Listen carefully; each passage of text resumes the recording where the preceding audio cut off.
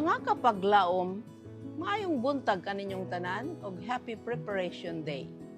Ang atong hilisgutan karong Enero 31, giiluhan og ang binilanggo nga Bates.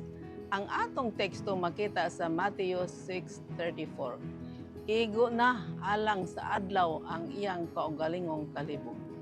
Kapag laom, miabot og dugay-dugay sa akong pagkinabuhi sa dihang ako hingpit na sabtan kini nga bersikulo.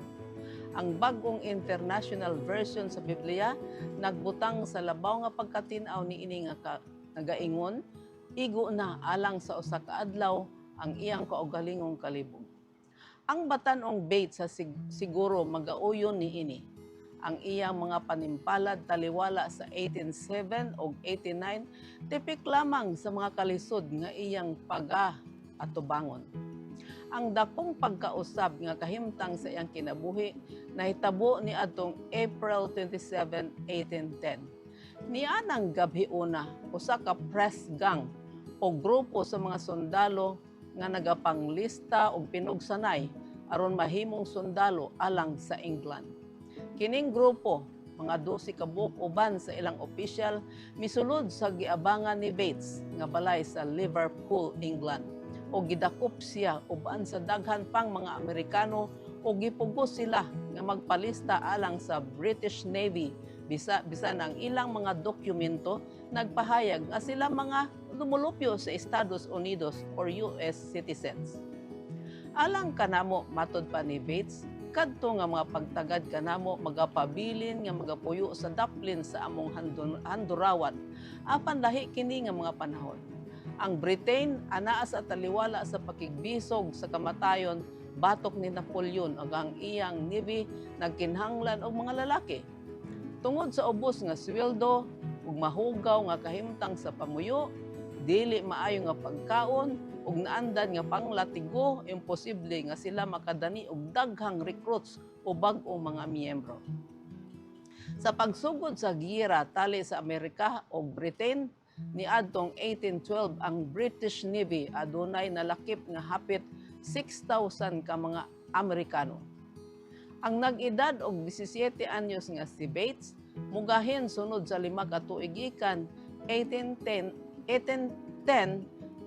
to 1815 ingon nga usa ka bisita sa British nga gobyerno. Siya moalagad katunga sa iyang tuig sa hari sa Britain ug laing katunga sa tuig bilang usa ka binilanggo sa gubat o prisoner of war. Ang iyang mga kasinatian nakahimo kaniya nga maisog ug lig-on nga tawo.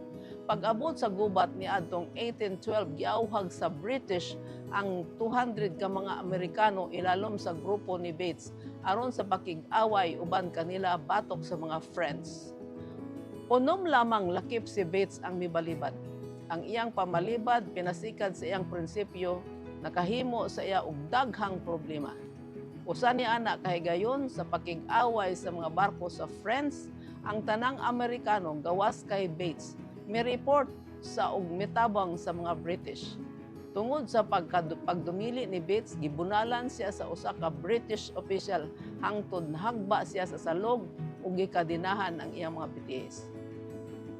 Sa dihang siya gipangutano ang nganong midumili siya sa pakig-away uban sa British, si Bates mitubag nga gawas nun siya sa pagbuhat niini apan dili siya mubuhat tungod kay siya usa ka binalanggo sa gubat.